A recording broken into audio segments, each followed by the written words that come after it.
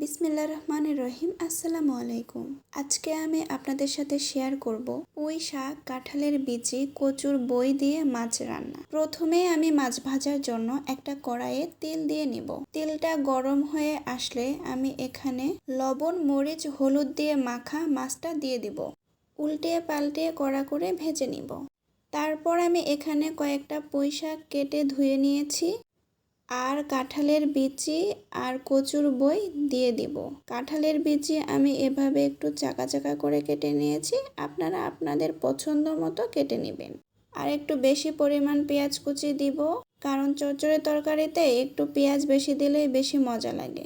আর দিব কয়েকটা চিড়ে রাখা কাঁচামরিচ, আদা রসুন জিরা বাটা, পরিমাণ মতো লবণ, একটু শুকনো মরিচ, কারণ আমি এখানে আগে কাঁচামরিচ দিয়েছি।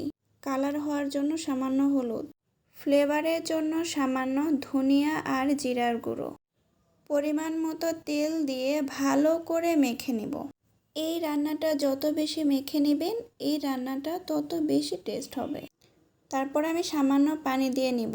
শাকের তরকারিতে বেশি পানি দেওয়ার দরকার নেই। 9 থেকে 10 মিনিটের জন্য ঢাকনা দিয়ে ঢেকে দিব।